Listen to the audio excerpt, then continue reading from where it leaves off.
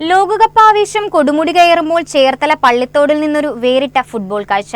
പള്ളിത്തോട് പാലത്തിന് അരികിലുള്ള ബസ് കാത്തിരിപ്പ് കേന്ദ്രത്തിൽ മനോഹരമായ ലോകകപ്പ് ചുമർ ചിത്രങ്ങൾ ഒരുക്കി നാടിന്റെ കയ്യടി നേടുകയാണ് ചിത്രകാരനായ അഭയൻ. ചേർത്തലയിലെ വാഹനങ്ങളിൽ നമ്പരും പേരും എഴുതുന്ന വർക്കിലൂടെ കഴിഞ്ഞ 3 പതിറ്റാണ്ടായി നാട്ടുകാർക്ക് സുപരിചിതനായ പേരാണ് അഭയൻ.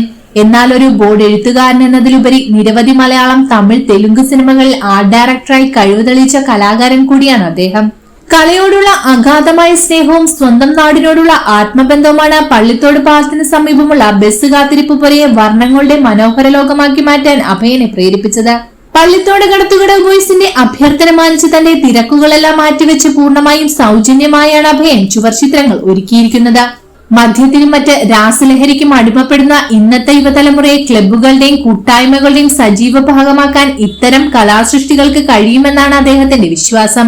നല്ലൊരു തലമുറയെ വാർത്തെടുക്കുക എന്ന ലക്ഷ്യത്തോടെയാണ് ക്ലബ്ബുകൾക്കായി സൗജന്യമായ ചുവർചിത്രങ്ങൾ വരച്ചു നൽകുന്നത്.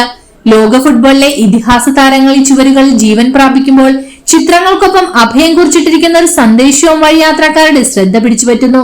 വരും നാളുകളിൽ ഇന്ത്യയും കളിക്കും. കോടിക്കണക്കിന് ഇന്ത്യൻ ഫുട്ബോൾ ആരാധകരുടെ മനസ്സിലുള്ള സ്വപ്നമാണ് പള്ളിത്തോട് പാലത്തിന് സമീപമുള്ള ബസ് കാത്തിരിപ്പ് പുരയിൽ അഭയൻ തന്റെ ചിത്രങ്ങളിലൂടെ പകർത്തിയിരിക്കുന്നത്. കലയുടെ നിറങ്ങൾ കൊണ്ട് ഒരു ബസ് കാത്തിരിപ്പ് പുരയെ മാത്രമല്ല യുവമനസ്സുകളുടെ സ്വപ്നങ്ങളെ മനോഹരമാക്കുകയാണ് ഈ കലാകാരൻ. നമ്മുടെ ലോകത്തിനെ കുറിച്ച് ഒന്നും പറയാനില്ല. നല്ല ഒരു ലോകകപ്പൊക്കെ ആയിരിക്കും.